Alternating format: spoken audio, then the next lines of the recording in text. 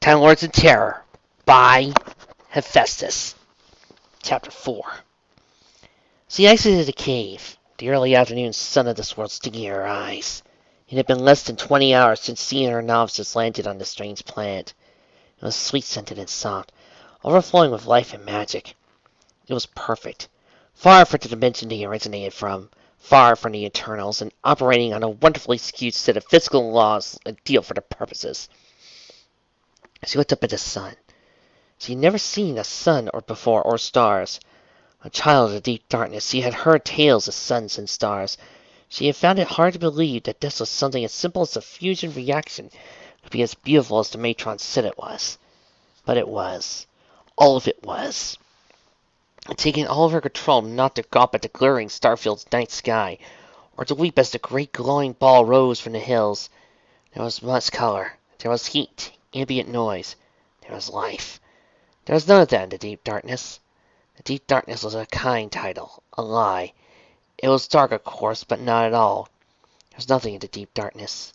No heat, no cold, no smells, and no sounds. There was only wisdom that her coven and the Carianites had with them at the time of their banishment all those billions of years ago. The senses of the imprisoned screamed in contrast against the entire dimension. Sounds were at once muffled and screaming. Taste and smell were non-existent, yet overwhelming.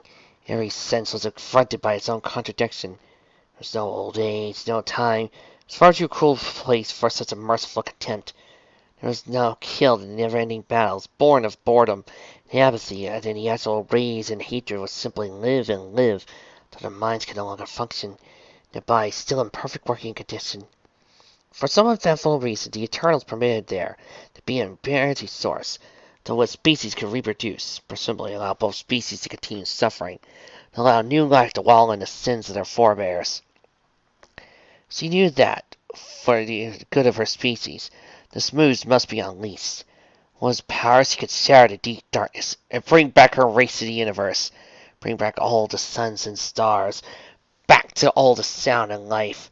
With its power, she could ensure he would never again fear imprisonment. She turned to see the remains of a mushroom cloud. Terabelle, and quite recently too, maybe half an hour ago. The meditative healing state that she had been in since her conversation with the smooths must have been deeper than she thought, for her not to perceive such an explosion. She looked around the clearing. The ample stockpiles of fold, fungus, and clover, and the pits she had blasted for the contact solution had been filled and stocked with the necessary herbs, now only awaiting water. Something was missing. Her daughters. She looked around. No sign of her bumbling novices. No sounds of squabbles. Nothing. They had completed their duties well enough. So where could they be? Matron! She heard and spun around. Matron Hydia! Flying towards her above the treetops was Draggle. Her flight pattern was unstable and panicked. Even from thence, she could see her aura cloak was in terrace. Mama! The wounded child crashed to the ground in front of her. She secretly raised her head and gazed up at Hydia, a burn crawling up the left side of her face. She stammered incoherently for a few seconds before being scolded with a hiss. Draggle! What is the meaning of this? She said before looking around. And where is your sister? Where is Rika? Draggle visually sealed herself for the explanation, but upon looking up at her mother, she promptly degraded into babble. Her coven! Hydia growled and telekinetically wrenched her daughter off the ground from where they were a face. What about the coven? What were you doing away from camp? Where is your sister? She's dead! Draggle sobbed. You killed her! Hydia suddenly became very quiet, signaling to Draggle to cease her sobbing. Explain! Draggle nodded in steadier voice. Rika was trying to collect life force for you, but one of the creatures knew of us. Said our name, and she was transported back here. I had completed my duties and wanted to cheer her up to get you some life force, so we went to kill the stripy pony. Hydia's eyes began to glow, a cold fury behind him. And her coven was waiting for you. If it was for you to kill the stripy pony, I would have instructed you to do so. Of course, the coven was waiting for you. He anticipated a petty act of revenge. He set a trap for you, and you walked right into it. Because of your idiocy, your sister is now dead, and our mission is compromised! You filthy imbecile! Hydia raised her remaining arm to strike, and Draco screamed in fear, throwing himself to the ground. Please, matron! Her company was also killed! Hydia stopped and lowered her hand, running a claw across her ebony chin crest with a lonesome rasping sound. Not a total loss, then, she said, seeing her daughter flinch. What? Is there anything else? Dragon nodded slowly. There were ponies there, protecting her coven. They fought us and hurt us, stalled us long enough for her coven to cast a spell. The whole coven would have killed, but soon it were enough for them. Rico would still be alive. And here I was considering not wiping out their foul species from the face of the planet. I'd like to find these ponies and let them know their insolence cost their race its future. But matron, her coven gave one of them a summoning charm. Hydia once again wrenched Dragon into the air. What? He gave one of those beasts a summoning charm? Why? Dragon nodded nervously. He wasn't like the other ponies. He was bright. His aura was so very bright. And he had a box that was bigger on the inside than it was on the outside. Hydia's poisonous red-black aura began to glow and undulate. A Time Lord! Here? This is not good. If the coven gave him a charm, I must confirm with Smooth. Drago dropped to the ground, the powerful witch's attention now elsewhere. Matron, what did I do? Hydia looked over her shoulder, setting her eyes on settled Drago. As a monster she saw quite often, but always elsewhere. She saw fear. Set up a 50-meter diameter perimeter. I want alarm spells every 10 meters. If any of them go off, you will investigate. You will defend the summoning ground with your life. Is that understood? Dragon shied away, nodding. Yes, Matron Hydia. Doctor Who's Part 4. The doors to the TARDIS were wrenched open from the inside.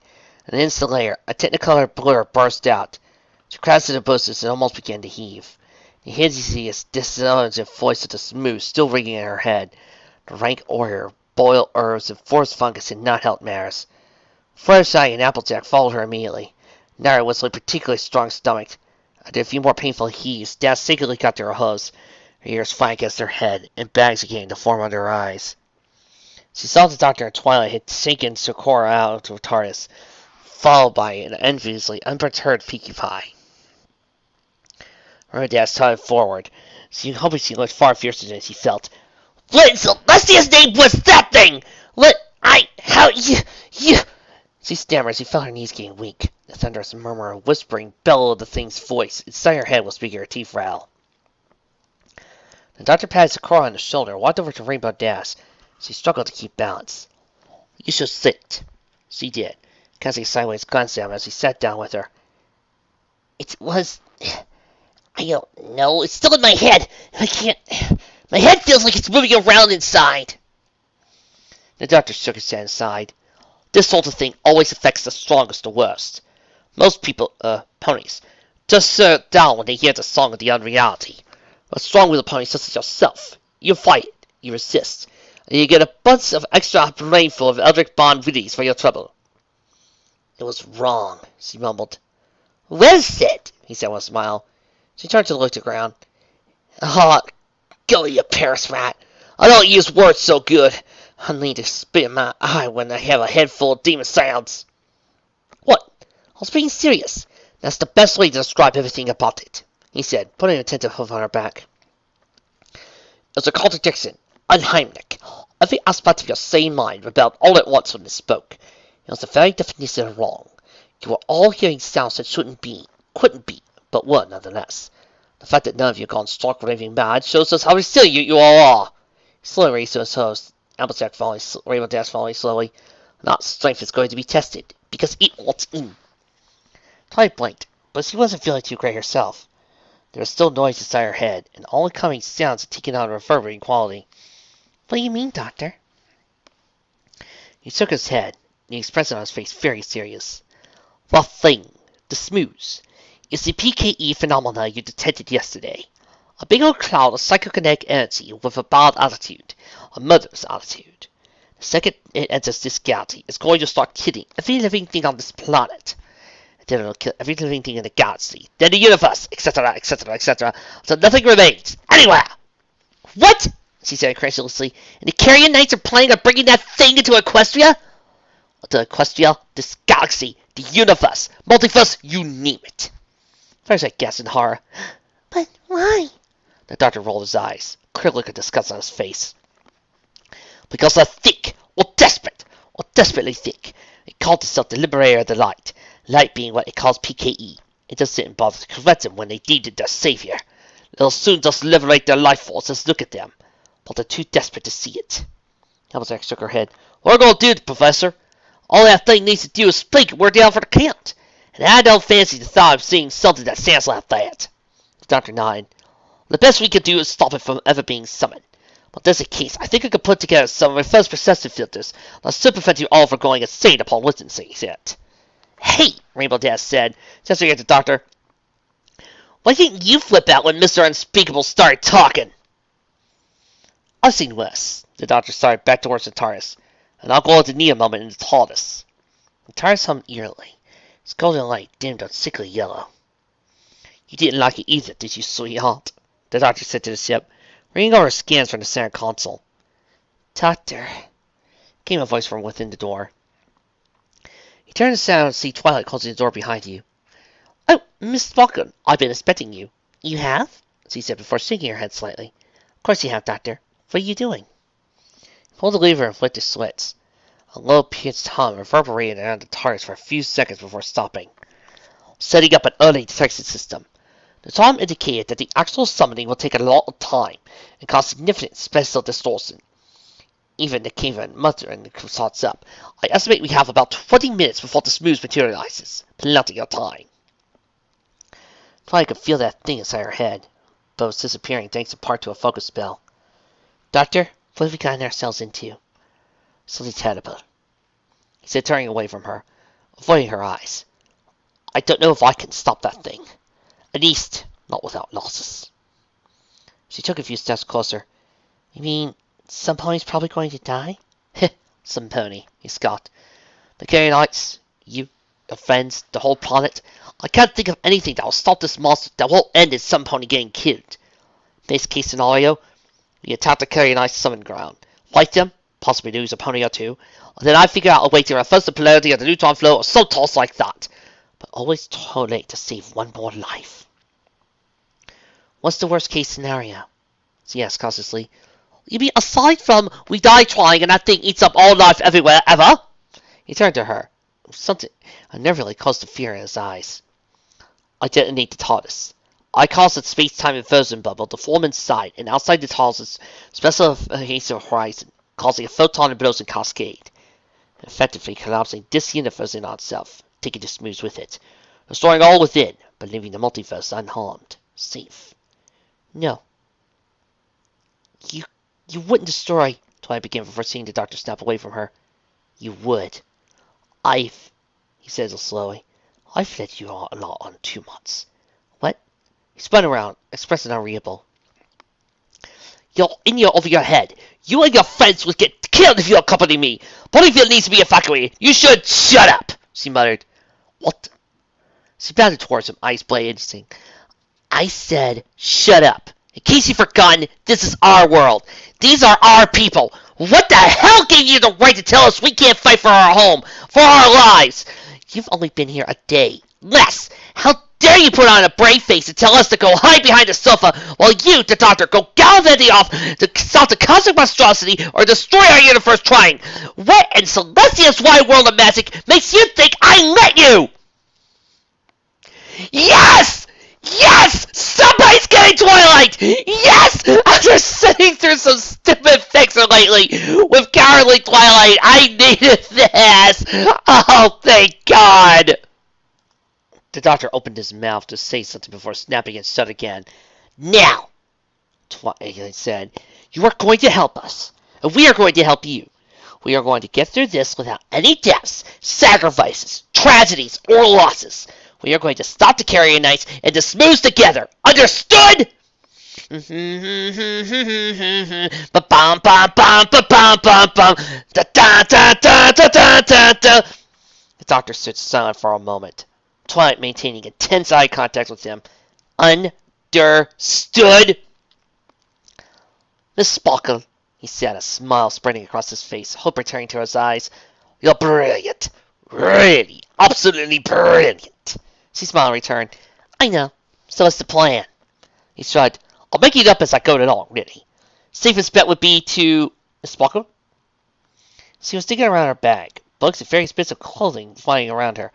Doctor, the telltale timing of her horn as the tail air rang lightly. What do you think of this? The doctor stared in confusion. On her head she was wearing an ornate metallic tiara. It was gold and encrusted with sapphire jewels. The centerpiece was a large star-shaped ruby, gilded and swirled with golden filaments. It's lovely. It almost your face quite nicely, and the star ruby and sapphires really highlight your eyes. No, it's my element of harmony. She paused and looked at her reflection in the console tube. It does? It's beautiful, the doctor said, rolling his eyes. Not quite beautiful enough to stymie dimensional sounders, I'm afraid. Now, if we could just put away the jewelry... He stopped abruptly, realizing he was floating 2 meters above the TARDIS's floor. Huh? Twilight calmly walked under him, arm going only lightly, barely even thrumming. Fits my face and brings out my eyes. Upples amplifies my PKE output by an order of magnitude. All in all, the must-have accessory for any fashionable monster slayer. Stand up is your strong suit, Miss Sparkle. Don't give up your studies, the doctor said as he faintly kicked in midair, barely suppressing the playful grin on his face. That's fantastic! How does it work? She set him down on the floor, his hose clanking against the ornate metal. Let's find out, First I inhaled the sweet perfume of the wild forest flowers. Some of the pollen drifting into her nostrils. She scratched her nose in preparation for the explosion. Phew. A squirrel picked up the smooth leaf from the tree it was resting in, sprawled down the trunk, scurrying over the fireside and offering it to her. Thank you very much, she said as she blew her nose on the leaf. What's better? Thank you, Mr. Squirrel. The squirrel gave a small salute before disappearing back into the forest. Applejack and Rainbow Dash rustled through the bushes and sat down next to her. She continued to tell them was still scared, still shaking for the conversation with the... She shuddered. It was hard to tell, even though Applejack and Rainbow Dash were so good at pulling on a bold front, she could detect powerful undercurrents of muted fear. The things the doctor had explained to her when they first met made so much sense now. Every time she met someone new, she could see so much through their body language, facial expressions, tone of voice, and many other things that literally overwhelmed her. Even when things they didn't feel like defensiveness or apprehension all shone like beacons to her. Coupled with her timid nature, she often found herself recoiling from people she knew to be essentially friendly. What the doctor hadn't said, and that, in addition to being perfectly attenuated the cues of both verbal and nonverbal, she could project these cues flawlessly, albeit semi-consciously. All creatures had her aware acuteness of unconscious cues. What set her apart was not only was she more aware of these cues, but she could actually control them to an extent. Stance, posture, tone were all things she could utilize to project her will into the formal subconsciousness of any human creature. In effect, that's all the stare was. She would, for the most part, subconsciously display and assert absolute dominance in her body language, facial expression, and tone of voice. As a result, the recipient would find their entire subconscious kowtowing to bombardment of dominant sigils, quelling their inner beast. The consciousness and mind would always follow in turn, like he had the rug pulled out from it. It wasn't something she could fully control, yet. Jeez, Rainbow Dash exclaimed. How long are those two going to talk? It's not like a cloud of evil wrongness or whatever is bearing down on us to pull our souls through our eyes or something. Applejack snorted childly. You know Twilight won't waste our time. She and the professor probably whipping up something super spell or something. First I nodded in agreement. Yeah, Twilight and the doctor won't let us down. That's it! Rainbow Dash growled in frustration. What is with you ponies? Applejack, you've only known him for 4 hours? What in Celestia's mane makes you so sure he can help us? So he turned to Fluttershy, who flinched away from her. And you've known him for maybe an hour and a half, but you're falling around like a puppy. Is he really that good of a kisser? What is wrong with you mares? Am I the only one who hasn't bought into this whole act? What are you mulling at? Applejack said, a curious look on her face. Just what are you getting at, Rainbow? Rainbow Dash kicked to the ground in frustration. Okay, this guy isn't a pony. He's got mind powers. He seems to know a lot about everything. He's got that version, bubble, bigger on the inside, what's it box. Why does he need us? Why does he even bother with us if he's so smart? What's he planning? Why are you fools buying into it so easily? He's not trying to trick us or anything, Rainbow Dash. He's just lonely. Firefly mumbled, giving her that impression the moment they met. Also, he's trying to forget something. Applejack nodded, thinking over. Yeah, I think Fluttershy's right. It's like he's I don't know, trying not to think about something. Something bad. I see that look on your face whenever you're procrastinating at work. Jump at any chance to distract yourself. It's like that with the professor. He's trying to distract himself from something painful. He saves the world while doing it, so why not help him? Pinkie Pie came bursting through the underbrush, followed by Sakura holding a basket full of leaves in her mouth. What are you talking about? Pinkie asked, hopping in circles around the three. What else can we be talking about? Rainbow Dash muttered as a furrow of irritation. We've been a little preoccupied for the past few hours. Pinkie giggled and sat down next to her. It's been a busy day. Fighting monsters, meeting aliens, averting Omniversal Armageddon, and now breakfast. Sakura set the basket note before them. These are some soothing forest herbs. Chew them up to calm your nerves. All four stooped down and took small mouthfuls of leaves and chewed. The flavor was bitter and minty, with a light hint of cumin. The leaves were grounded in amateurs of musk that Sakura told them to suck. Soon they began to feel their tensions ease, the drugs and the leaves chasing away the nausea and shivers that had plagued them before. Dude! Excuse me! Well, I'll kiss the sky! Pinkie turned to Sakura, giving her a ginger nod to get her attention. Sakura, you said that you had that pumpkin monster in your head, right? Did he give us any tips on what's going on? Sakura blinked indignantly and turned her nose up. We had a leak with words unspoken, and there was nothing monstrous about the Herkoven. At all times he was concerned with the worlds and realms that would have burned. Yeah, he was a great, scarecrow. Pinkie tapped her hoof on against the chin. Anyway, the Herkoven and the Carrionites are both in this deep darkness place, right? It's a little like bubble stuff separated from everything, like a sort of prison. How did they contact the Smooths? Maybe it was because they were in the deep darkness they could contact it. Maybe its walls or whatever are weaker than other realities, so the Smooths could contact them easier, said Rainbow Dash, spinning to tune her from some of the bushes. Then the Carrionites detected it and built a charm to counteract it. Sakura shook her head. The noble Herkoven felt great guilt. The charm was something his people built. White, Applejack said. So was the Herkoven who contacted the Smooths? They made the charms? They made the summoner spells? Then why did the Carrionites have them? Firefly said. Why would the Herkoven build a charm to summon something they knew was so dangerous, then give it to their enemies? The spells and charms they did invent before discovering the beast's intent. When they learned and met them all, they stopped the rite and removed the charm. Oh, okay, said Rainbow Dash in realization. So they saw this thing and put together spells to summon it. But when they spoke of it, it scared them so bad, they stopped before they could get in. Indeed, Sakura said. Carrionites attacked their base, stole the charm with all their haste. Those Carrionites scaremite stole what he thought was a powerful weapon, and the Smooths decided to play along, Applejack said when the story discussed. Now they're going to get everyone killed because they didn't read the warning label. Warning. Use of summoning charm can cause vertigo, nausea, and may unleash malevolent cosmic monstrosity upon our reality. Do not use under any circumstances, Pinkie Pie said in her best advertising voice. The ponies all paused and looked at Pinkie Pie before succumbing to helpless gales of laughter, the heavy-duty miasma of fear lifting from their shoulders as they did. A sharp crack when the guitarist drew their attention. Almost sounded like an explosion. That would be me. I am quite annoyed that it's been 4 chapters now, and we're near the climax of the story, and I have yet to pop up. Twilight watched the Sahara grow lightly. Sensors attached to each point of the star, and several dozen electrodes placed haphazardly over other places on the main body. The various computers and machines in the lab flipped and whirred. Some of them looked dated, even by the standards of a boondock town like Ponyville, whereas others appeared to be impossibly advanced. Impossible. The word had taken on a new definition since he had met the doctor. Before yesterday, it had meant I can't explain it, but now it meant he can't explain it, but the answers make even less sense.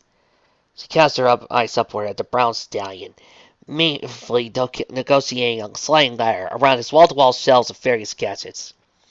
So he knows several strange things about the TARDIS in the few hours he has been exposed to His Majesty, aside from his brilliantly incongruous external dimensions to volume ratio. It seemed a little too big. She realized how foolish that sounded, but there were little things that caught her attention. The doors were enormous, at least 2 meters tall by 1 meter wide, honestly not made for anything remotely pony-like. The center console in the main room was too high to access without wearing up on one's hind legs, and every safety railing looked to be about flank height on a giant. And now the doctor was maneuvering a ladder and finding some gadget or sensor necessary for the experiment. A layout had obviously been designed for a being with far greater reach and level of dexterity than the body he now inhabited. "Miss Sparkle!" he called down to her. "Can I have your assistance with something?" "Yes, of course. What do you—" she said before an enormous jacket landed on her head, flanking her head and shoulders. "What were you to do?" "Upper left chest pocket," he shouted down to her, his entire head and neck inside his self-cubby.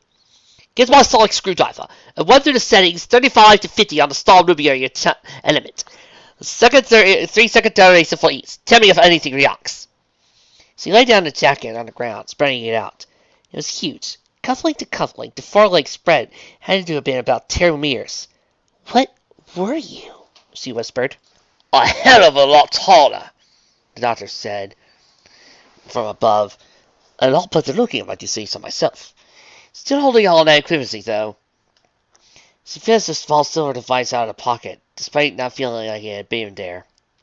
"What are you talking about?" "As far as I know, I haven't regenerated. I'm still the person I was before arriving in this universe. That means that only my body changed." He says he unceremoniously dropped several fragile-looking machines, 2 full mirrors down to the metal floor. "So, I'm hoping that by whatever standard this universe holds me to, I'm the equivalent of what I was." He levitated the screwdriver, began running through his fingers these things. "And you were a handsome whatever you were?" He lifted off the ladder, and a clank began piecing the machines together. "I like to think so. And so do a few of my assistants, enemies." "Wait, assistants?" Twilight said, quickly, absolutely flicking through the settings. "What do you mean by that?" She saw him jerk out of the corner of his eye, what could have been a muted expletive following afterwards. "Oh, this isomorphic oscillator would have needs replacing afterwards." She stopped and turned to him. "Doctor!" He didn't turn to face her. Rather kept on fumbling with the way he haphazardly assembling people I traveled with. "Travel? Like, in space?" Twilight said, her eyes perking up. "Space and then some. Really, I just pick up people who, well, interested me, helped me. There have been so many, dozens. Some of them clever, some of them brave, some of them wise, some resourceful, others determined. More was just adventurous, but all of them were friends. With the exception of maybe that Auric fellow, and that one guy who had a metal plate open in his head at the end. You know the one I'm talking about." So you could see him deflate somewhat, like the weight of a painful memory that were suddenly touched down on his shoulders. She unexpectedly felt a tug on her heart. He was lonely. She knew he was telling the truth. His charisma and magnetism could have been a beacon to anyone, let alone a siren call to the bizarre that surrounded him. This was a stallion who could have no trouble making friends. And that's what got her the most of all. For all of his friendliness and charm, for all of his adventure experience, he was alone when he had first met them. Completely alone. She heard the stupid question leave her mouth before she could do it. He needed to stop it. "Where are they now?" "There." He paused, taking a deep breath before speaking again. A clear edge in his voice now. "They're gone now. All gone. Another time, another dimension. Gone forever." "Doctor," she said, eternally cursing herself. "I'm sorry, I didn't know." "Well, you do know," he said curtly. "Now, if you kindly get back to work, there's another part I need to get." Without another word, he ascended the ladder once more. Twilight sighed angrily. "Why did I say that? Who doesn't want to talk about it? Why the hell am I so goddamn stupid?" She fumed as he began to run through the settings again. Never been good with ponies. Why am I... What's that sound? She looked at the source of the crazily high-pitched buzzing. The tip of the sonic screwdriver and the star ruby sapphires on her tiara glowing brightly. The humming now reaching persistent, shrieking tone. There was a sudden bright flash of light, followed by a sharp crack, and Twilight was propelled backwards. She grasped the ladder and landed prostrate on the floor, dazed. She attempted to assemble her thoughts, and she could hear the frenzied exclamations of the doctor, as he struggled in vain to maintain balance. She turned her head up to see the doctor plummeting towards her, eyes wide with surprise. "Thud!" Once again, she assembled her thoughts and opened her eyes. A dazed doctor was resting his head over her left shoulder, his eyes rolling around comically as he mumbled indistinctly. She could feel his weight on the top of her back and haunches. He was actually quite heavy for someone so slender. The sound of a door opening drew her attention. She looked up to see the expressions of Sakura's, Rainbow Dash, and Applejack's faces change from alarmed worry to abject shock. She blinked for a moment before realizing what a compromising position they were in. She shot to her feet, sending the doctor flying to some coiled tubes piled on the floor. "It's not what it looks like!" Applejack stamped her hope loudly on the metal plane. "Dig it, Twilight! There's a time and place for that sort of thing, and here and now ain't it!" Pinkie Pie and Fluttershy entered the room upon hearing the commotion. Fluttershy saw Sakura helping the doctor get to his hose from a pile of tubing, and darted over to help. What happened? We heard the explosion. Is everyone okay? Applejack snorted. "A good heap more okay, apparently." Rainbow Dash sped over to Fluttershy, Sakura, and the doctor, shooting on the ladder an accusatory look. "Yeah! We were just walking on these two playing the first half of Leapfrog." "I love Leapfrog!" Pinkie Pie exclaimed as he began to hop over with an imaginary companion. Whee! The doctor shook his head and walked past Rainbow Dash towards the wired-in tiara.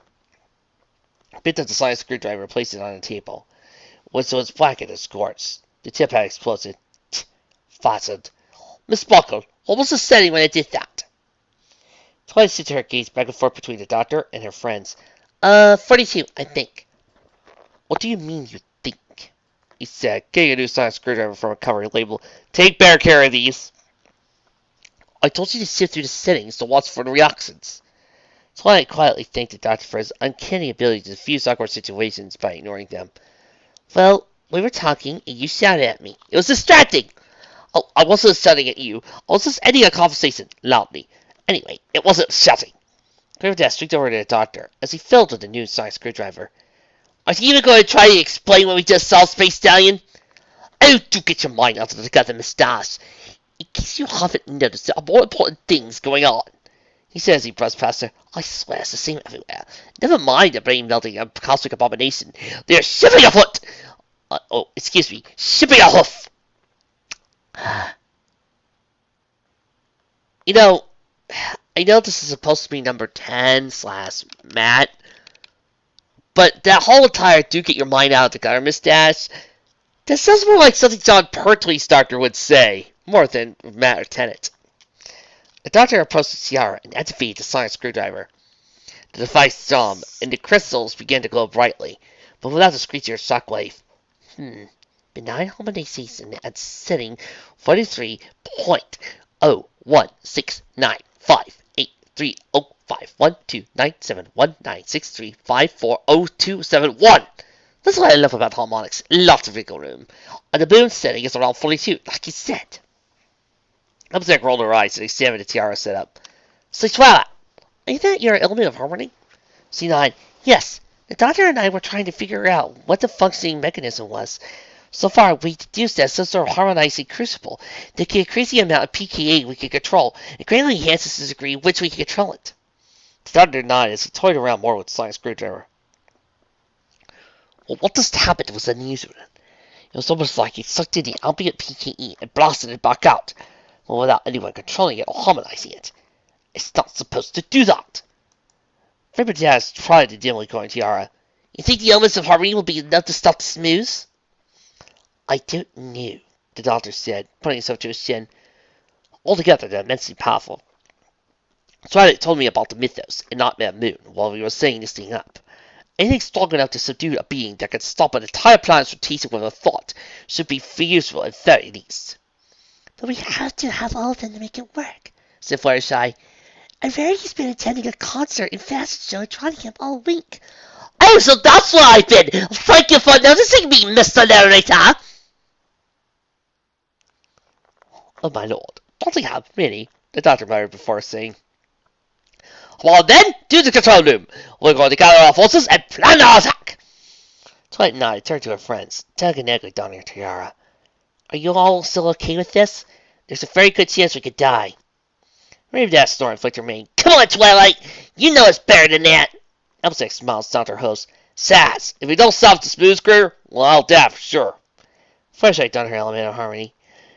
I knew this is coming in handy. Oh, and don't worry, Twilight. We cut too far to back out now. Flashlight nodded, taking her element from Pinky's bag. There's any chance we could stop this thing before we had to take it? Even if it means our lives. Sakura bowed ceremoniously. I have seen that with the Hakovian field. Entire worlds will disappear. If we are to die so they may live, there's no noble cause for one's life to give. Twilight smiled, an unexpected lump forming in her throat. So much had happened since that morning. They had all been safe at home, and now, a scant few later, they were ready and willing to give their lives to stop an unspeakable evil. That's pony for you. There was a frenzy reporting there somewhere, but that would have to wait. All right, we need to get Rainbow Dash and Applejack's elements before we get Rarity. After that, it's game time.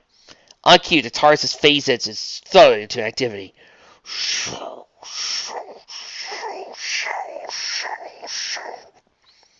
Twilight was abuzz with activity. A city of nearly 1 million ponies with close to 500,000 new arrivals roaming the streets, buying clothes and seeing the sights. The streets and shops and ponies lined up shoulder to shoulder. The entire public district had become a single extended celebration. The cause for all the commotion was the unexpected combination event of pop pony fire sources, Zig Valley Follies trolling through town during the largest of the city's glamorous fashion shows. Twilight has annual fashion extravaganza due to numerous numbers of ponies for the city and the surrounding area. The Sapphire Soar's entourage of fans, roadies, press, and more fans brought in an influx of young, excited mares and stallions to patronize the city's many illustrious establishments. Rarity stood in the skybox above the fashion runway. It was the case as she donned her second best dress and best jewelry ensemble. In fact, this thread had been designed to flow around her centerpiece necklace, her beautiful element of harmony. She could barely contain her joy as she watched Sapphire Soar dancing and singing on a faster runway come musical stage, showing off her powerful and sensational voice and the glowing gemstone that studded the sequin jumpsuit Rarity had designed for her. Sapphire Swords had realized how important such exposure would be to Rarity, and actually invited her along, promising to introduce her to any big-name fashion aficionados that inquired about the suits. She had nearly fainted from delighted shock upon hearing this. All the fashion ponies accompanying the skybox were chatting amongst themselves about the outfit, as of yet unaware who had designed them. Who designed this splendid suit? I'm asking after the show. Spectacular! That outfit fits us with the... Indeed. A loud blast. It catches the eye without being too abrasive. Nicely faceted, but not too cluttered. A feast for the eyes. The gemstone is truly magnificent, reminiscent of the monarchical ceremonial territory found in the 80s, if I'm not mistaken. This could be quite the promising beginning of a comeback. And do I retain a retro rock motif in the sequel dude design? A tasteful callback to a tragically forgotten area of music and fashion. Is it true that you designed 500 cars a week with different tools for each one? It took Rarity a moment to realize that this question was being directed at her. Excuse me. It took Rarity, and looking at it directly, was a tall, thin-like dog creature. He was wearing what appeared to be a black silk three-piece suit. Around his neck was a collar adorned with stunningly beautiful luminescent gems. He was a diamond dog. Rarity did a double take upon this realization. It was only barely recognizable as the same species as those brutes that had so callously taken her to work in their mind. He was tall, thin, with extremely defined features, and extremely clean and style fur. His posture was straight and refined, with his long, somewhat ape-like arms elegantly folded behind his back. He seemed so familiar. Oh, she said, somewhat nervous. Whoever it was his voice that attracted the attention of other ponies in the skybox. They're obviously important. just as you. I'll just know I designed them. The Diamond Dog responded in an elegantly low-toned voice. Culture and sophistication expressed in every word, unlike those squawky, gravelly voiced miners. I did some extra research on the side when my company led an investigation regarding an illegal gem mining operation outside of Ponyville. Some uncouth freelancers from the boonies will decide that stunning young unicorn will make an excellent addition to the team. They were wrong. It's not to the memory. Those dogs have been under our hoof the entire time. And well, it's not like they really knew what they were getting themselves into. The Paul Diaz, he left with her. Yes, quite forthcoming as to the nature of the situation. I hope you don't take it the wrong way, but would you have designed a career in upper management? Oh, do go on, mister, she said, extending a huff. He reached down and took it into his right paw. Zyga Stardust, head chairman and CEO of Stardust Gems Incorporated. Here's my card. Guys, I am trying my best not to break into a David Bowie song right now. Rady gasped. She hadn't recognized him in the dim light of the sky docks. Stardust Gems Inc. was Equestria's foremost supplier of gemstones. It not only oversaw their mining, but also had subsidiaries dedicated to their utilization. From jewelry to media crystals for technology, Stardust Gems supplied them all. Psycho Stardust was a celebrity in and of himself. A patron of the arts, fashion aficionado, artist, writer, his name carried huge influence in both the media and business worlds. And he was talking to her! Mr. Reddy, you designed these outfits? Inquired a nearby fashion pony. Another pony stepped forward. Fancy? Oh, I knew that name sounded familiar. This is the mayor that Hoity-Toity was raving about. 6 of the most elegant dresses he had ever seen. Apparently, it had all been designed at such short notice, too. Reddy was soon mobbed by dozens of fashion ponies, all trying to speak over one another, and the pop music blaring in the background. Reddy began to feel overwhelmed, slowly backing away, a smile on her face nonetheless. A whistle cut through the air, and all ponies looked towards Mr. Stardust. You know, all this is making me sad that we will never get a David Bowie cameo inside a Doctor Who episode. I mean, that would be one of the most awesome things ever. A low whistle cut through the air, and everyone looked back to Mrs. Stardust. Now, I'm sorry, Mr. Reddy. Would love to speak with you all, but I'm afraid I've selfishly requested you design an ensemble for me and the Grand Gallery. Gala must be called away from this time. All the fashion ponies immediately backed away, calling Rarity to contact them at such a time. She smiled and waved goodbye to them as she accompanied her second celebrity client out to this mysterious skybox.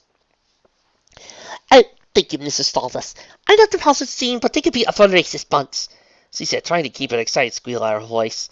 Think nothing of it, Mr. Reddy. I came to the show to find a designer, and I found a promising stall instead. With my help, you'll be the next big thing in haute couture, he said, patting her lightly on the back. Also, please call me Zet. I do hate stuffy formalities. The two sat in a cafe outside the fashion hall, steaming cups of gourmet coffee in front of them. Sit. I would like you all overlook these swatches and tell me what best suits for the main body silk. I'll give you my advice and offer any suggestions I may have. Of course, it's up to you whether or not to heed any of them. He sipped the coffee and looked at the color swatches. Oh, don't worry, Mr. Ratty. I'll keep an ear cut for your advice. After all, if I just wanted a suit designed to my specifications, I could have just asked any one of these simpler ninnies around you. No, I want something unique, inspiring. Verity blushed slightly on the outside, but inside she was screaming with joy.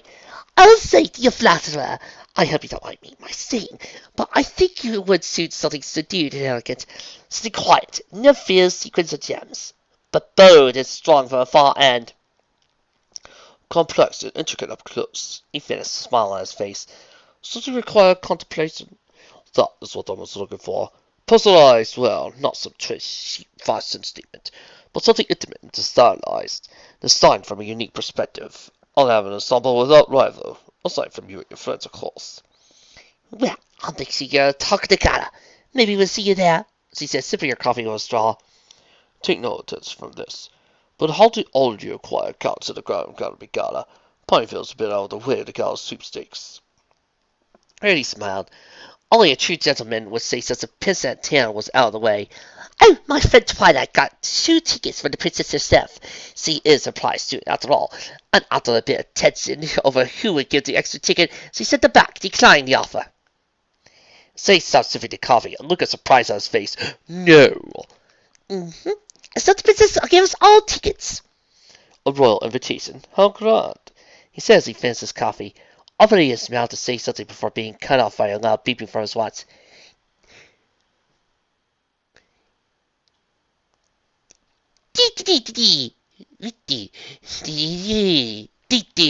Sorry.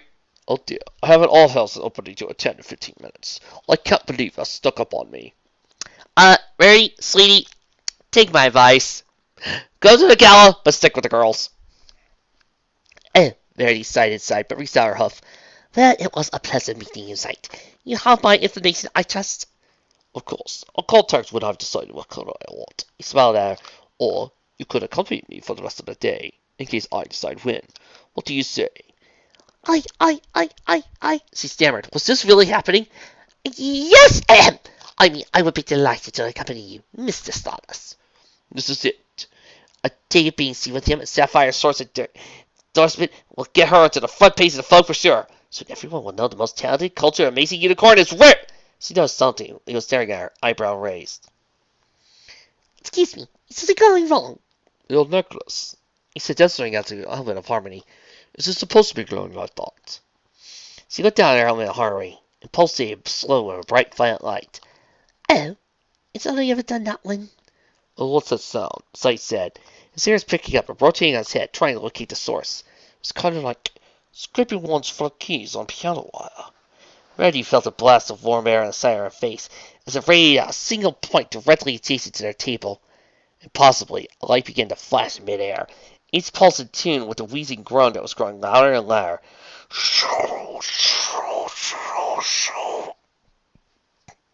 The light was now illuminating a transparent shape as it began to materialize in. Each pulse, wheeze, and blast of electrified hot air revealed more and more of the shape. It was a kiosk of some kind, like a telephone booth, but far too long and far too wide.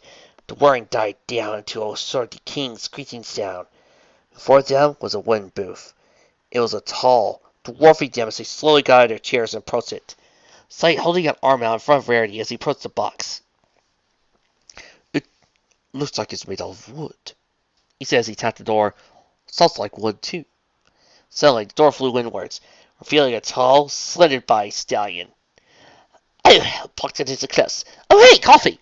He said before Noisy said, and a dog. Sight cleared his throat and stepped forward. Excuse me, sir. Won't you go and introduce yourself? Yeah, he said, to turn to Rarity. Rarity, I see. We attract a harmonic signature of your element, of harmony to find you. She blinked and went forward. Yes, that's me. Who are you, and who are we for that matter?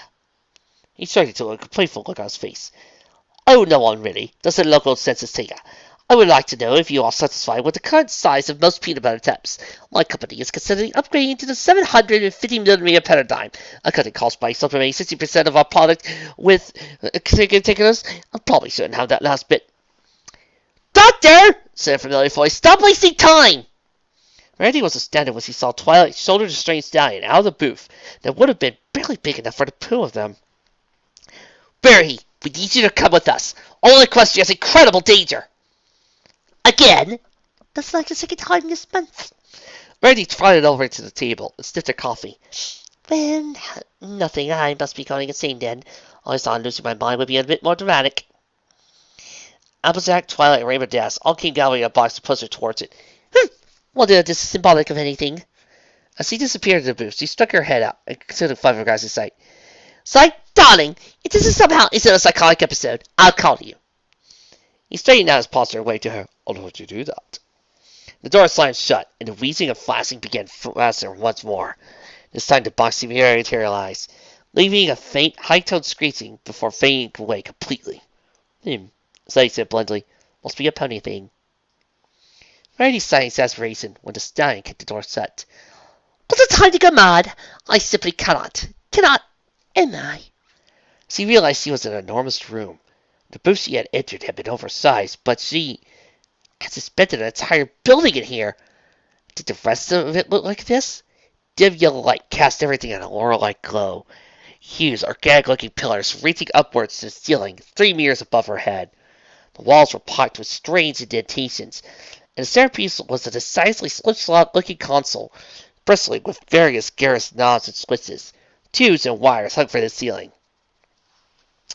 "Well," said a voice to her right. It was the strange stallion. "Got anything to say? Keen observations and insightful statements?" "It's," she said, grin on the stallion's face, "it's so Talky! What?" the stallion said, a grin disappearing from his face. It's simply awful!" What? See? Told you, Doctor. You should have listened to your past selves.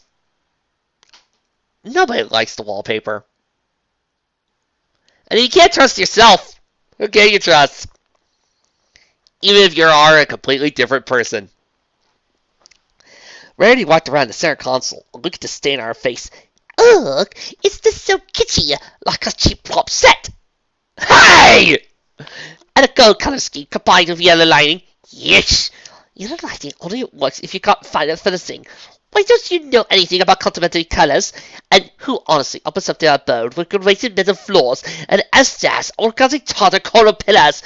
If you're going to go for a mechanical theme as your center stage and floors clearly stashed, you simply can't find the room with coral pillars, as those are a renowned theme amidst organic architecture. It's antithetical and it clashes.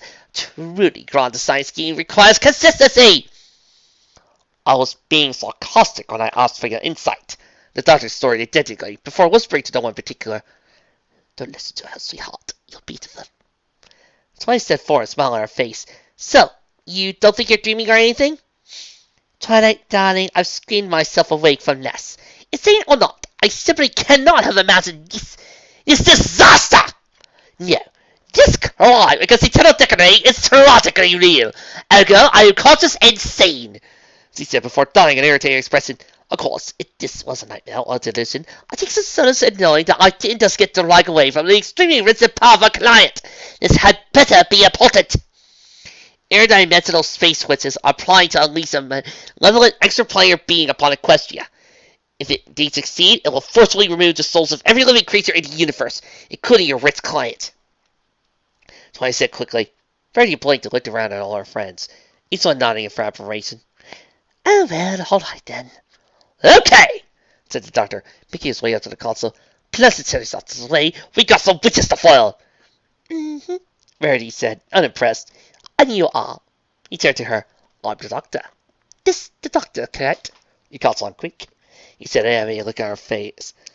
Also, you seem to be taking this whole thing rather well. Suspiciously well at that. Is this sort of normal for you?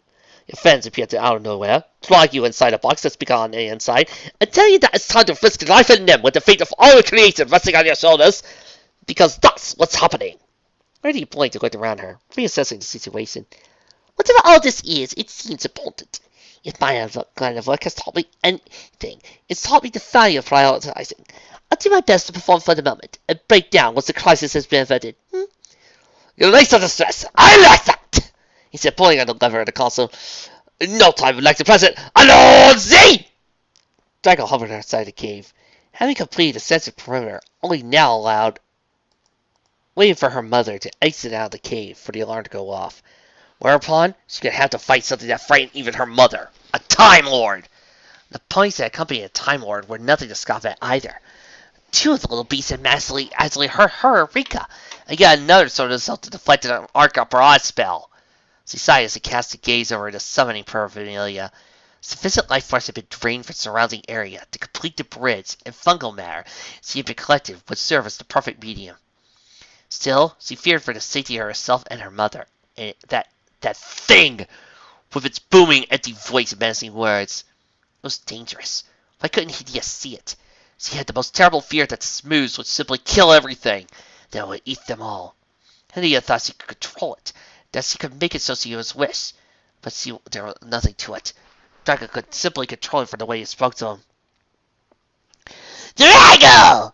Said a voice from inside the cave. Drago, draw in the water from the air and fill the hole. Boil the cover and prepare the transfer medium. Hideya came storming out of the cave, her eyes aglow with anger. Drago quickly pulled in the necessary amount of wire and dumped it into a large hole in the ground. Matron, she said carefully, What's happened? What did the smooth say? Hidia pointed at the water, boiling instantly. The Time Lord contacted the Smooths. He spoke with it. I doubt it would mean much of anything right about now. But they're clever bunch, those Time Lords.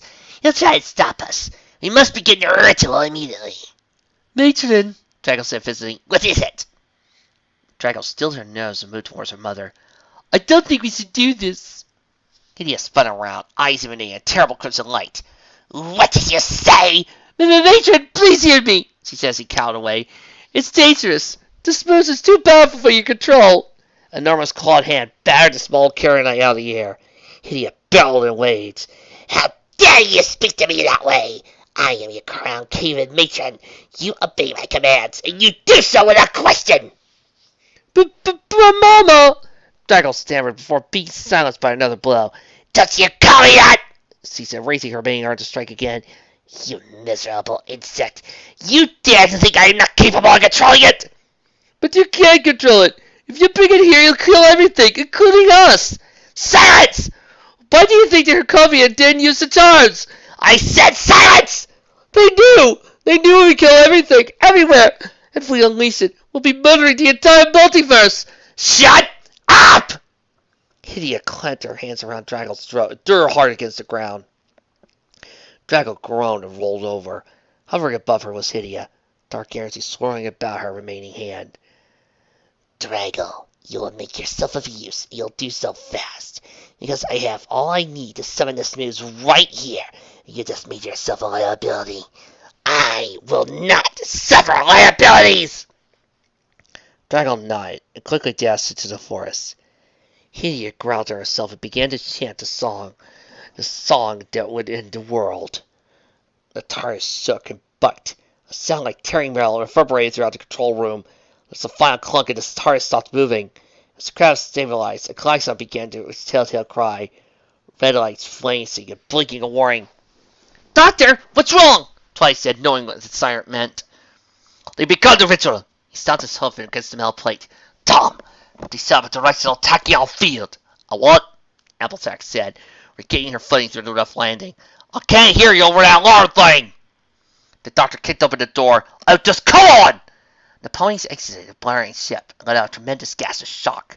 They were standing in the middle of a hard spurt gas in the forest. Trees were twisted and destroyed by whatever great force it came rolling through. In the far end of the destruction was an enormous crater, the contents of which were still smoldering, black smoke now being dispersed, swirled by the building wind. To the left of the crash zone, a single cloud rose over the trees. It was black as night, and rolled and tumbled in the sky. Green-blue lightning arced and raced across the surface, occasionally converging on a single spot and exploding in a silent flash of light. It's a storm like yesterday's, Twilight said, wind whipping around her. You're opening another portal to the void. Sakura, the keys! The doctor called, turning to the rest of the ponies. All right, you've got your elements of harmony. Good. Sakura, we'll be passing around your first processing filters. They should stop you from receiving too much of the Smooth's physical form. What's the Smooths? Said Rarity, looking at the key on top of the loop string Sakura gave to her. The doctor ran a sonic screwdriver over each of their elements of harmony. The soul-eating monster from hell the space races are summoning. They do try to keep up. Okay, what would happen if we perceived it at all? Rarity said, rolling her eyes. Can't say. Maybe nothing. The doctor shrugged nonchalantly. Or maybe you lose your mind. Chew off your tongue, pull out your eyes, and eat them. Reactions vary from person to person. I mean, pony to pony. How long do we have? Twilight said, now shouting over the wind. The doctor ran into the forest, signaling for the ponies to follow him. 20 minutes! The directional tachyon field prevented the TARDIS from materializing within its radius. However, since they don't have any kind of lost power source, they're probably using a low-powered field. This puts us less than 50 meters from where they don't want us. As they entered the outcropping of the forest between them and the summoning grounds, the sound of the wind eventually began to ebb away. In fact, all sound began to cease. All around them, the forest was silent, still. Not even their own footprints could be heard. What's going on, Doctor? Pinkie Pie said, only now showing suddenly close to nervousness. Why's all the sound going away? The void is possibly dampening all the sound in the area. They'll come and go, the doctor said calmly. How can we hear each other then, Professor? Said Applejack, unconsciously rubbing her ears. It's because we're wearing our elements of harmony, right, Doctor? Twilight said. They heighten our ability to use PKE. Doctor nodded. We're not hearing each other per se, but rather your elements allow you to interpret the PKE in each other's minds, as what you've been saying otherwise. So, we're reading each other's minds? Rainbow Dash said uncomfortably. Very superficially. You're only hearing thoughts and speech in the center of each other's brains. That's why PKE is concentrated in terms of most specific psychic wave patterns, the doctor said without moving his lips. Don't concentrate too hard on anything you don't want us to hear, just in case. That jacket is horrible. Hi! The doctor said, showing Rary an annoyed look. Yes, it is. The way you tie it around your neck, it looks like a dozen sizes for larger for you. In fact, she said, her horn glowing. The jacket untied itself from the doctor's neck, spread out from above in midair. See stretched. Oh my. Rainbow Dash floated around the levitated jacket. Why do you have a jacket like that? The sleeves are way too long. The doctor jumped up and grabbed the article of clothing and tied it around his neck. It used to fit before I became a stunted little quadruped anyway. Buck up, Meredith said flatly. You used to fit that? How? He's an alien from another dimension, Twilight said pithily. Didn't we mention that? What? If you use somebody, Applejack said, gesturing at the jacket, then why you look like this now? I don't know. Actually, it's been on my mind for a while. I didn't regenerate, but my body did change. I'm still me, but now I'm stuck as a thumbless equine. None of my clothes fit. I had to change the tallest desktop thing to correspond with hooves. The doctor said, noticeable edge of irritation in his voice. It is like a dress code, Randy mused to herself. Don't you think of anything as the doctor sighed.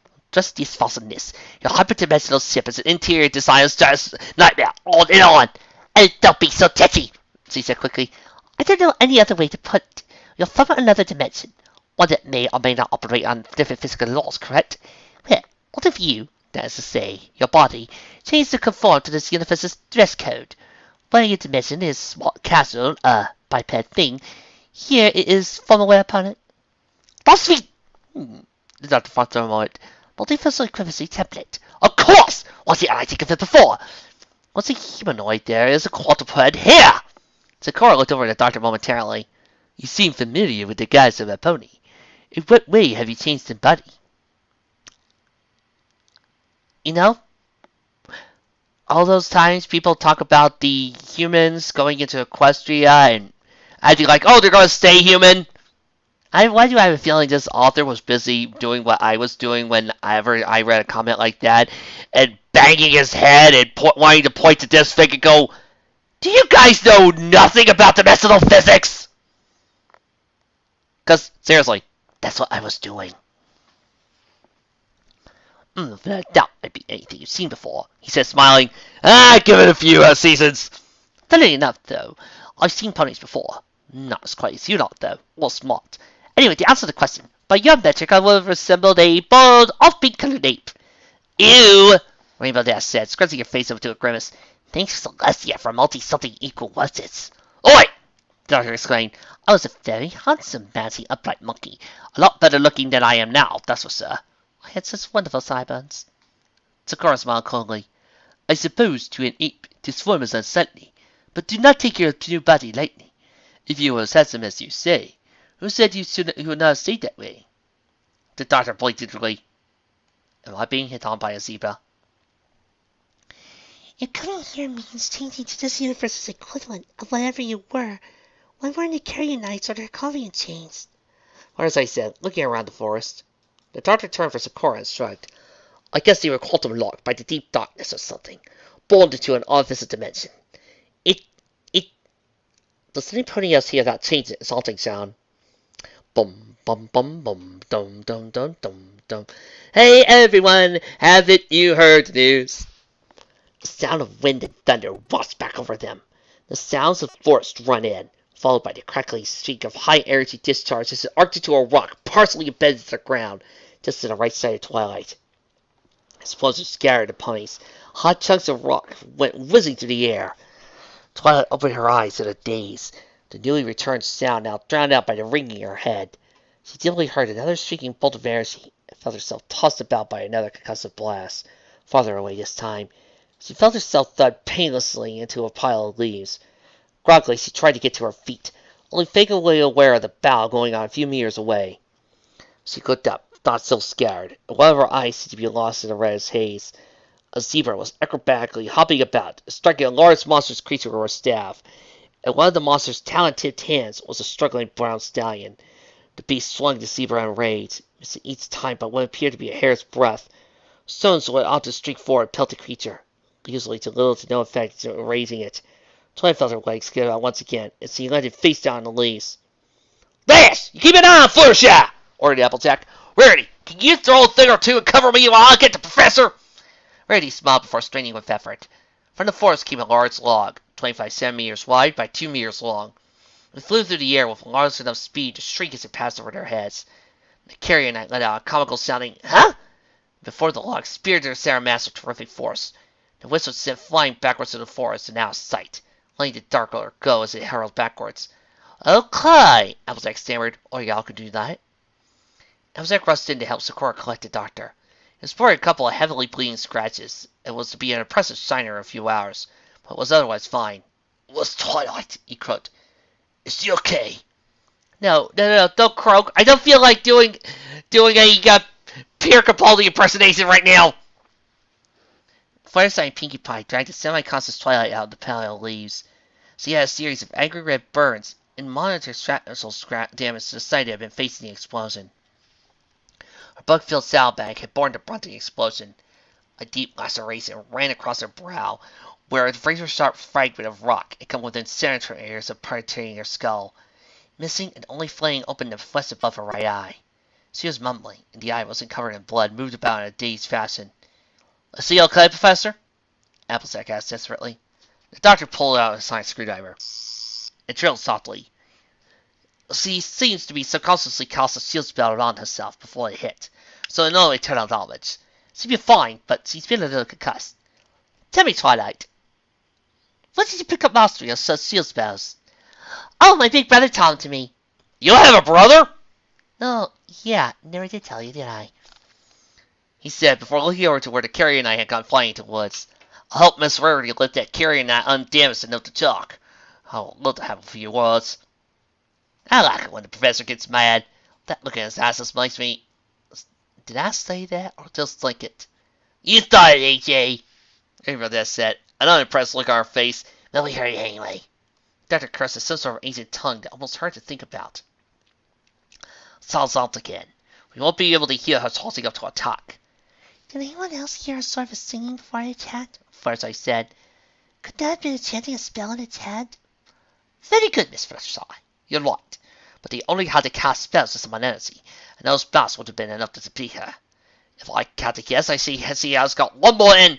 The doctor was cut off by a short sound of alarm from Sakura as she threw herself onto the doctor's side, knocking her to the ground before an orange blast of air she jerked the zebra to her side. A brief, horrible scream of mortal pain and fear rang in her minds as he fell to the ground in a heap, steam and smoke billowing from both the large sorrel hole in her side, from her mouth and nostrils, an expression of shock and pain etched in her exotic features. The doctor shot to his feet. The sound had returned. The wind roared and howled, now strong enough to gust through the treetops, picking up the leaves and debris swirling around the air. "Sakura!" Twilight's eyes snapped open. She dizzily rolled from her side into her hooves. She looked over to see the doctor looking over the wound. Looked up and met her eyes. A look of distressed helplessness clear within them. "Doctor?" He ferreted his eyes, looking back down at the wound. Twilight darted over to the tattered remains of her saddlebag thrown to the ground. Digging through the mirror of books and scrolls, she found her notebook and ran over to the fallen zebra. Desperately, she began to nose through the book, the wind making flare to turn chaotically. She felt a hoof on her shoulder. She looked up to see the doctor. "Twilight." "She's cold." "But..." Twilight began, a blood-curdling scream cutting her off. "You miserable, no-good son of an author! You killed Sakura, you bitch!" The carrier knight burst from the forest, an unearthly howl piercing the air. Timelords! It bellowed as an enormous rock exploded from the ground beneath her. Rarity gritted her teeth in an effort, casting the carrier knight across the jar with a boulder of solid impact. The carrier knight spun in midair as Applejack's lasso fastened around her throat. A mighty tug from the powerful workhorse sped into the beast, plummeting towards her. In a series of fluid movements, Applejack leapt forward, rotating in midair, and planted 2 iron shot hooves firmly at the monster's head.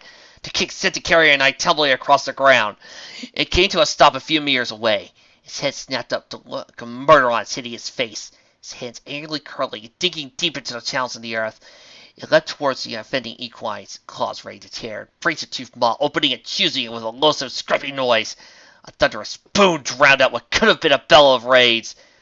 The forest was bathed in a brilliant technicolor light.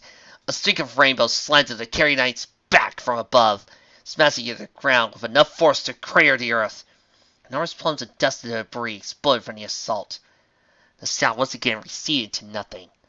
Rainbow Dash sat down lightly to Applejack and Rarity, tears of wind and rage in her eyes. They turned around to see the Doctor, Pinkie Pie, Twilight, and Fluttershy standing over Sakura. Fluttershy sobbed quietly as he leaned against the Doctor. He put his arm over Sakura's upturned face and closed her eyes, an unrecognizable expression on his face. Now, Maiken, Mr. Writer of Let Them Wonder, and writer of Sonic and Equestria Girls, what will you write down 100 times? We will not make the main 6 look weak in our crossover. We will not make the main 6 look weak in our crossover. We will use this as a template. Good. And as soon as I find the writer of One Piece and Pony crossover, he's next.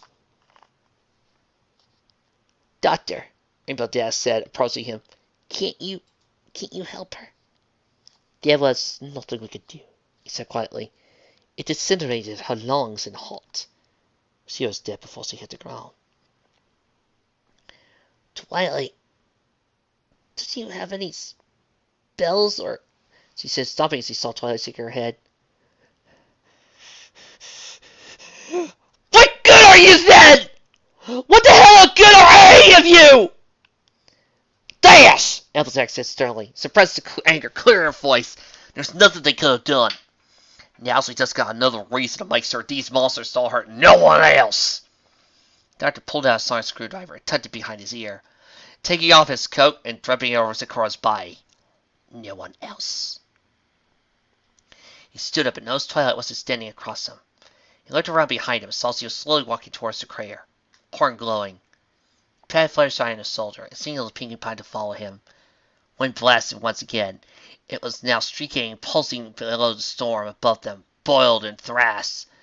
Twilight felt a cold, burning fury engulf her stomach and race up her spine.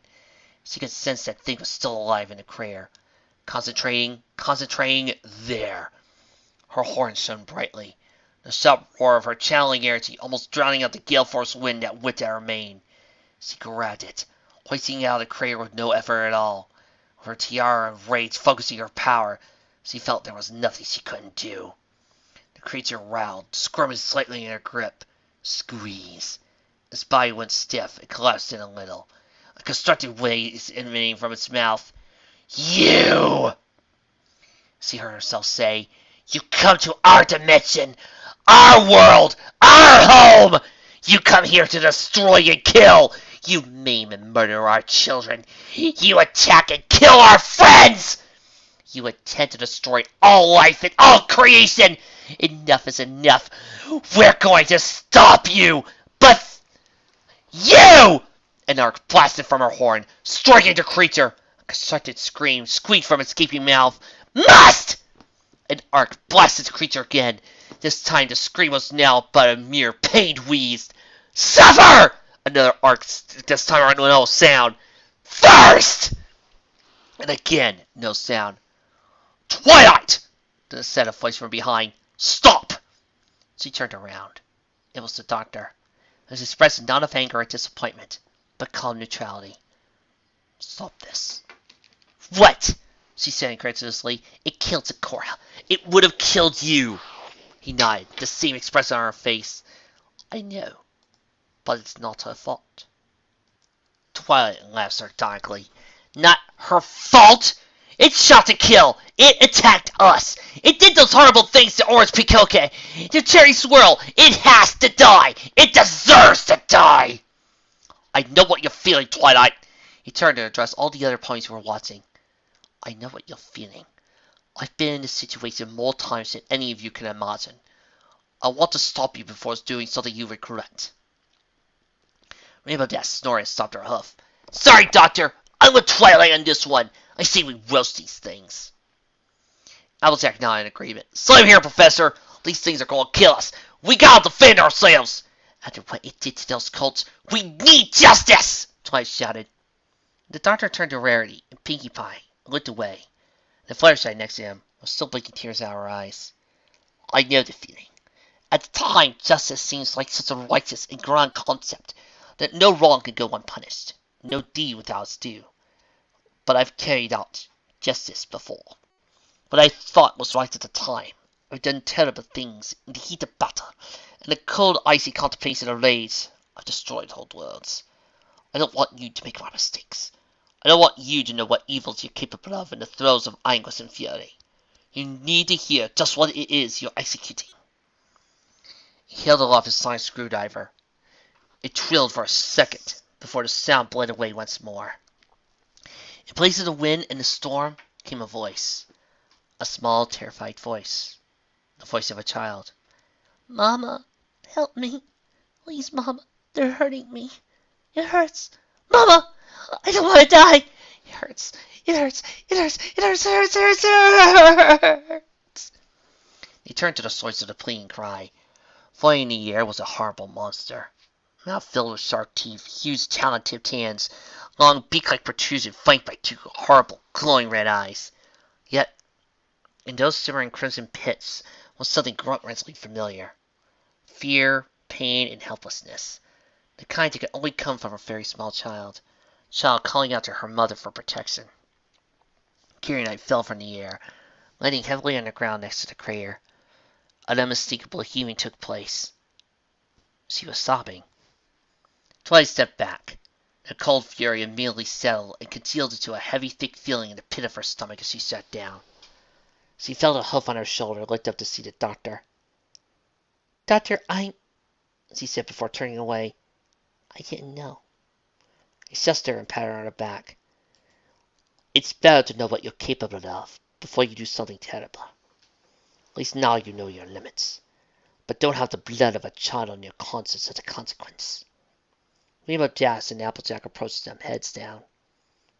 Professor, Applejack started before looking away. We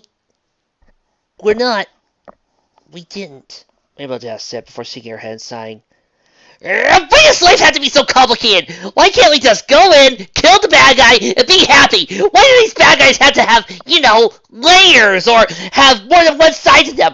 Why does the life have to pull this shit on us? Wait, Randy called out.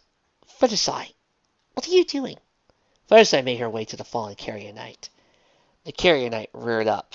A feeble hiss emanated from her mind. Posture was still that of a frightful animal. What's your name? Fluttershy said, a kind expression on her face, but posture and eyes were conveying pure dominance. The Carrier Knight roiled right lightly, lowered her head to a submissive posture. Draggle, do you know why we're here? She looked around them, a plaintive look in her eyes. Yes. You're going to stop Mama from summoning Smooze. Fluttershy nodded kindly. Do you know why we have to stop it? Draggle nodded slowly. Because if you don't, it'll kill everyone. Rainbow dashed straight forward, causing Draggle to recoil violently and hide behind Fluttershy. You knew that'll kill everyone, and you're still trying to summon it? Fluttershy shot Rainbow Dash a caustic look before turning back to Draggle. It's okay. She doesn't mean to come on so strong. Mama thinks you can control it, Draggle blurted out. She thinks she can make it do what it tells it to. But I know it's too strong for her. I know it'll kill her. Then why are you trying to summon it? Pinkie said, bouncing up close to the cowering monster. She's my mama, my coven patron. I have to do what she says. Draggle, said the Doctor.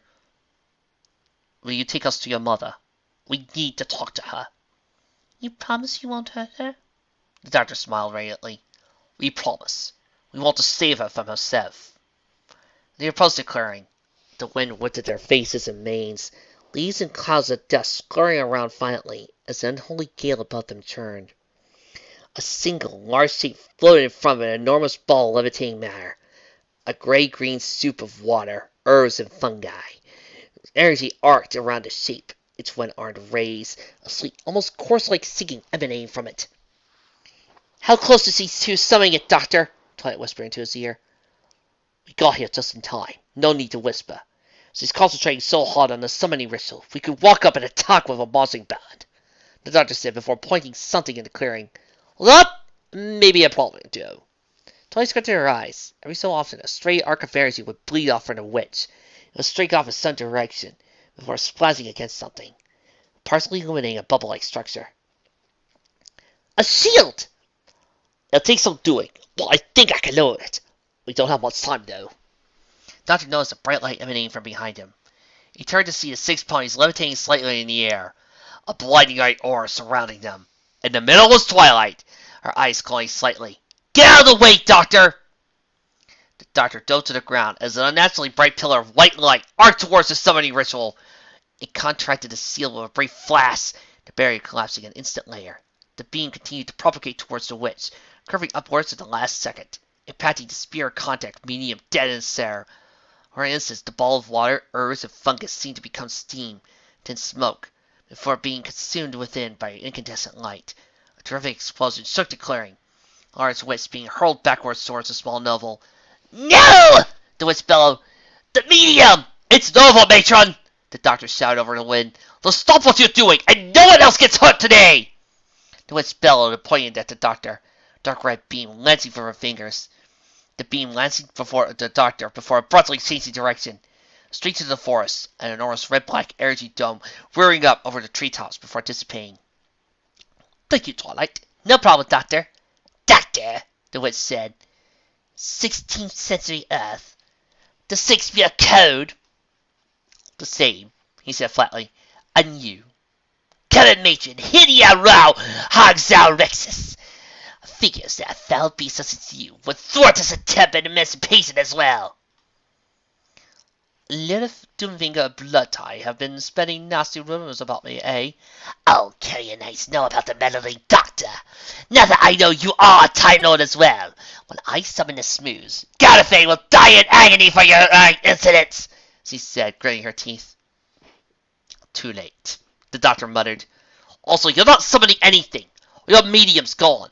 I'm pretty sure that blast destroyed the charm. And in case you hadn't noticed, I got some of the most powerful magical items standing at the ready. It's over, Hidia." He seized Lassel and went, "What do you have against my people, Time Lord? Ours is an ancient and grand race. Culture and power the likes of which was never seen again in the universe. Do you sympathize so much with your eternal brethren that you share in their blind hatred as well?" "The Eternals locked you lot away for a good reason. And your bids for power and control, you blind yourself to what you're doing," the doctor said, gesturing at the sky. Look at it! You're opening a portal to the void, the place even the Eternals fear to go. And for a good reason. That thing, that entity you call the Smooths, its sole motivation is the destruction of all life. It seeks to liberate the PKE, the light of this and all other universes. It is literally going to suck out all life in all its forms, including you and your people. I can control it!" she shouted. The doctor snorted and stamped his hoof. "Do you really think a being like you can control that thing? It's been playing you this whole time. I'm sorry, Hidia, but we cannot let your foolishness doom all of creation." "And what will you do with us?" she said, voice low, finally seeming to realize her situation. "Honey, you're messing with the doctor. I think you better start backing down now. You're too dangerous to be left here as you are. I have no choice but to send you back to the deep darkness." "I'm sorry." "I understood." Hidia lowered her head, a tinge of fear in her voice. "May I speak with my daughter, provided you have not killed her too?" Drago hovered towards her mother. Her jerking and halting flight could only be described as a limp. "I'm here, Mama." Hidia touched one of Drago's opening bleeding words. "Did they hurt you, child?" She draped her arm around her daughter, suddenly close to a fix on her face. "I'm so sorry. I forgive you? Drago said, confused. He drew her close and looked up at the doctor. Any trace of warmth now replaced with an unsilly look of triumph. By the way, the Herculean charm had an immaterial spell cast on it, making it impossible to remember perfectly. To perfect replication, I know, said the doctor. I still can't let you. I wasn't finished, Hideous said, something unpleasant entering her voice. However, I'm sure you remember this little detail despite the immaterium. An asterisk on the summoning side of the cube. When accessed, it revealed a disclaimer regarding the collection of summoning mediums and harvested PKE. Hideous, the doctor said, a growing tinge of horror in his voice. That they were merely substitute for a more unsavory method, she said, a loathsome smile curling around her serrated mouth. Doubt! The doctor cried, beginning to run forward. Drago, Tidia said, I'm sorry. Mama, what? Drago said before Hidia clapped her hand on her back, a harmonized rune written on the back of her own blood. The rune glowed red. Drago stopped forward, screaming. Hidia levitated back as her daughter convulsed. Red light on the rune, now a pillar of blood-crimson energy. Drago arched her back, arms spread wide, a hard, gurgling scream exploding from her mouth. She convulsed once more before her jaw seemed to unhinge. The scream slowly ceased to be a living noise, replaced by a mind-frame mental sound. High tone and bass at the same time. Flanking and reverberating as its source forced its way into the world. Dark purple ichor came bubbling from her mouth, eyes and multiple wounds. Ooze that was at once liquid and solid, moving and squirming like maggots and feather-formed tendrils, but extending and dripping like partially coagulated blood. The ferment sludge wriggled and clambered over her body, where the dread forms touched. The flesh's dark aura shone as the flesh retracted, turning gray and dark like parchment. The odious slithering sound echoed in the minds of all around, while the dry crackling of the corpse as it shriveled and contorted rang in their ears. The corpse's life essence was drawn out into a dark and terrible lattice, living of dim eternity, contrary to the dimension it was invading. Like bent around and fled the now eldritch shape hovering limply, the ground beneath it turning a sickless greenish hue before it turning black with death. Great one! Hidia pointed to congregation of horrified ponies. Now, as your first act, destroy the Time Lord and her Zentalopas! The shape lifted what was an arm with a crackling sound, not like a snapping bones and rending ligaments. A single swipe obliterated Hidea's body, macerating flesh and pulverizing bone, spraying blood and viscera into the air. As the carnage splattered to the clearing sound, rose a battered sanity all around. It was screaming that was unlike any sound a mortal creature could make. It was terrified, insane, hysterical screaming of a soul being torn to pieces and reduced to unaligned PKE. Every instant that passed was another aspect of the soul lost, erased, torn away by thought. Hideous ceased to be.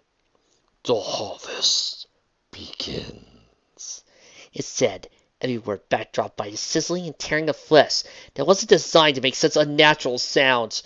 It rose into the air, arms outstretched. All around the grass and trees began to shrivel and recede, orange light congregating at stands and feeding into the beast.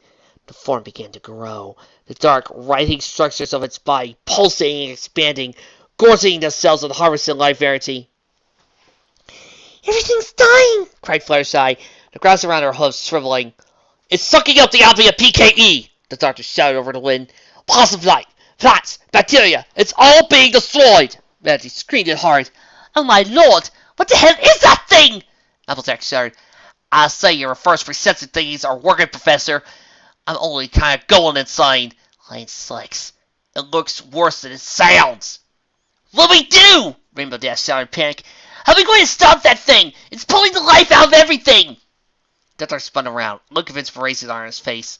Sucking. No. Pudding! Rainbow Dash, you're a genius! I've got it! Twilight turned to the doctor. What?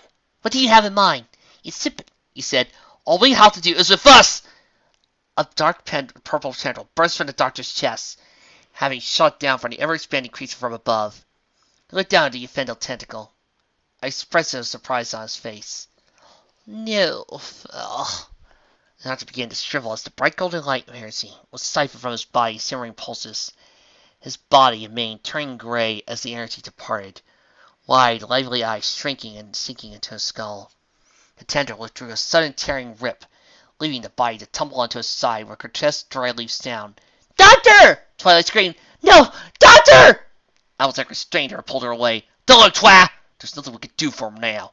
"Let me go!" She said, struggling faint against her target friend. "Let me go! I can't. She broke down, sobbing to Applejack's neck. "Not like this. It can't end like this." Pinky held a horrified flashlight, turning her gaze away from her fallen friend as Rainbow Dash sat down next to the doctor's body. What the hell do we do now?" "Look!" said Rarity. "The smooth! It's moving!" They looked up at the enormous dark purple cloud, looking in a direction as made the inside of her head swim. It was almost like they were trying their hardest to not see the entity in front of them. That there was something behind it that was so horrible, and simply acknowledging its presence was tantamount to suicide. Slowly the beast moved away from them, casting its vile shadow over the everfree forest, where its monstrous form moved the forest died, shriveling and shrinking into gray and black shapes that were barely recognizable as anything formerly living. With every meter it got larger, the continuously growing stream of life energy siphoned from the forest, bloating its already hard shape. Over the greatly receded tree line, they could clearly see where the dread cloud was heading. "It's heading for Ponyville," Firesight said numbly. "We failed." Applejack snorted in disgust. "Hogwash! We still have our elements of harmony. We can still fight. We may not win, but we're still long enough for the princess to get here." "Liquid Flood!" Pinkie Pie exclaimed. "Twilight and the doctor said our elements draw in ambient PKE. That thing just sucked the whole forest dry." Rainbow Dash turned to Twilight. "Will the princesses be able to stop that thing, Twilight?" Twilight stared numbly at the doctor's corpse. "Twilight!" "Huh?" she said, looking up at Rainbow Dash. "I don't know. Maybe. Depending on how much Equestria's PKE it's able to absorb. The two of them together, maybe. But the battle would devastate Equestria. Maybe even destroy it outright. Either way, we're not going to be able to stall it long enough for the Royal Sisters to return and save Ponyville. Everyone we all know is good as dead." A heavy silence pressed down on the ponies. Everything that had happened since that morning, all they had learned, all they seen, was all for nothing. "Well, this sucks!" Rainbow Dash muttered, not letting on how terrified she truly was. A spark. "Sucks?" Twilight blinked. "No. Didn't you say it was?" Rainbow Dash turned to Twilight, seeing the same look of inspiration on her face. "Oh, pulling the life out. It's pulling the life out of everything." "Sucked in the ambient PKE and blasted it back out," rang in her head. "Reverse the polarity of the neutron flow." Twilight's quick mind began running through what she knew about PKE. Every fact, every tidbit, every theory. Fucking Magnus, how do they work? Another spark. "That's it!" She ran at the doctor's body. "Won't end like this, I promise." She reached down and grabbed the sonic screwdriver, levitating and toggling the saying. 40, 41, there! "Twa?" Applejack said, as Twilight pointed the screwdriver at her head. "What you doing?"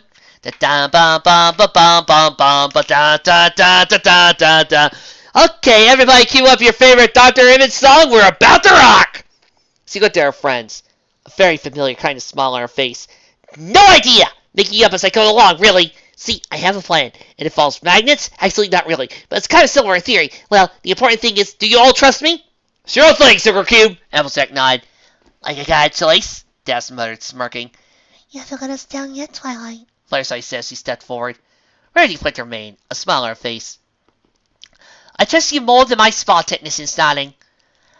"I wouldn't have shown you the Pinkie Pie square if I didn't." Pinkie Pie laughed, bouncing again.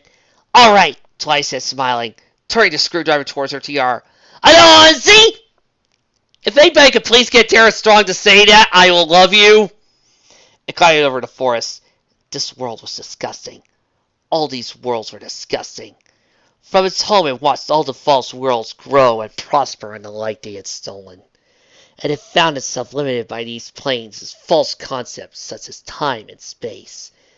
In the true plane there was no such thing as time. No such thing as space.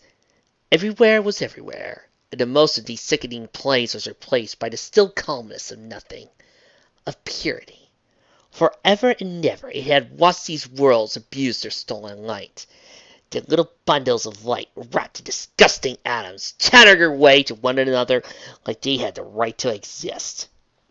On countless occasions, it attempted to destroy these false planes and their chattering thieves, only to be thwarted time and again by its own incomprehension of time and space. It would collapse a universe only to create a new one. It would cause a heat death of another, only to have the foul things separate, collapse, and form two more universes. Guys, why does this sound familiar? These worlds and the rules baffled it, but now, thanks to finding a group of desperate thieves, it was able to inhabit a form with the faculties to comprehend the passes of time and the meanings of space. Guys, I swear this being sounds familiar. Human? Ah, Celestia, no! It could see now that time meant not knowing what was going to happen next, not being able to see all things at once. Time meant ignorance. It hated time. Space meant not everything was there it could easily access. Space meant expanding time to get from one point to another. Space meant hassle. Hassle and more time. It hated space. Every new thing it learned about these realms filled it with an even greater need to destroy them all. For a great place to start, too. A small pack of thieves were coming out of their inert atomic constructs to create it. Curious, chattering. They were flaunting their stolen light with their mere existence.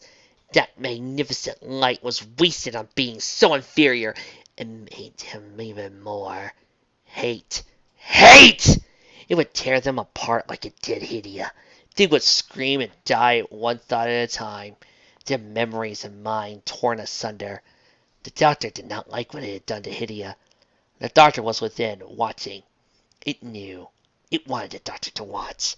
It wanted to see what it does to them, to know that they hurt so badly before becoming nothing. To know that a pathetic little thief like itself never could have stopped it. Should never have spoken with it. Should never have called it stupid. Stupid thief. It reached out to squash the thief hive, greatly anticipating their pain and fear. Recently found that the light took on a wonderful color when pulled painfully from a thief. It wanted to see how many colors it could get out of these false thieves. Knows how much it could make them hurt. Pain. What? Pain again. Turned around. 600 thieves that were with the doctor. The thieves it had saved for later. Knowing that the doctor cared so very, very much for them. It wanted to see how much hurt it felt before it would die. And wanted to experiment on the less important thieves first, so it would make the important ones suffer longer. They were scooping up small parts of it. That's what was hurting it. They were scooping up parts of it and shooting it back at it. Stupid thieves. They had hurt it. It didn't like that. It traveled its own body back down to them. More time.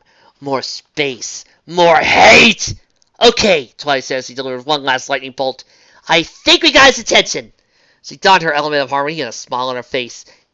If this doesn't work, I want you all to know I love you very much, and you're all my very best friends.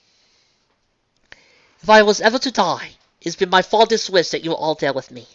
I love you all, Verity said triumphantly. Y'all were the best friends America will have, Applejack said, clearly speaking through a lump in her throat. Fireside nodded. It's been an honor to call you my friends. Rainbow had smirked and struck a triumphant pose. Makes sense the best flyer in all Equestria has to have the best friends. Here it comes, Pinky said lowly before smiling. Hello, Mr. Smooths. There was a thundercrack in front of them. Above them hovered the darkest part of the cloud. Within there was the fake shape of a carrion knight. The shape behind him made them all feel nauseous. Hello, Twilight said flatly. You must be the Smooths. The cloud of non-eccentric changed to tendrils pulsating and throb, a hideous sound emanating from it. We are beyond you. Twilight rolled her eyes, hoping you couldn't sense her plan. Quite. You fear us. It boomed, a familiar rattle. You will die. Wrong, she said simply. Explain. Twilight blinked in mock surprise. Oh, you're wrong about that. That you fear us or you will die. Yes.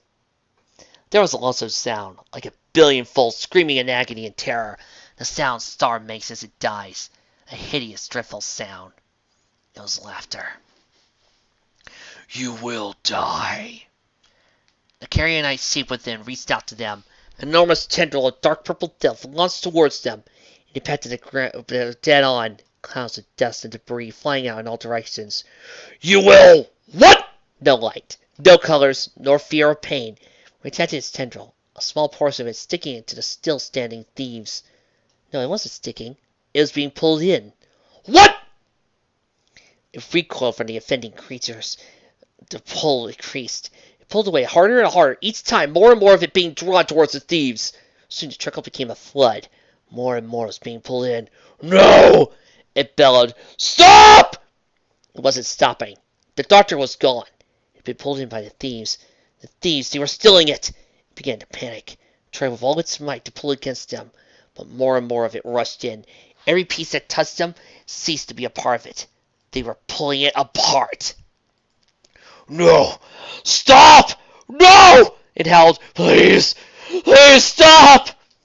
It saw the gateway back to the void. It began to make its way towards the gate. So much space between it and the gate. Time. Time was running out, and now knew the time was also infinite.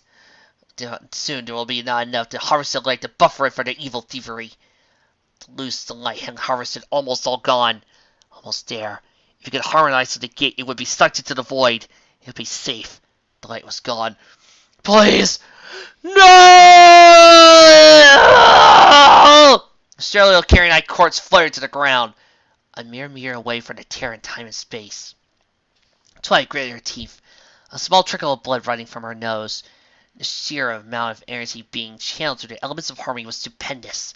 They absorbed all the PKE harvested by the smooths, roughly half a forest's worth, but now they had latched onto the being itself. Half a planet's worth of PKE was coursing through them.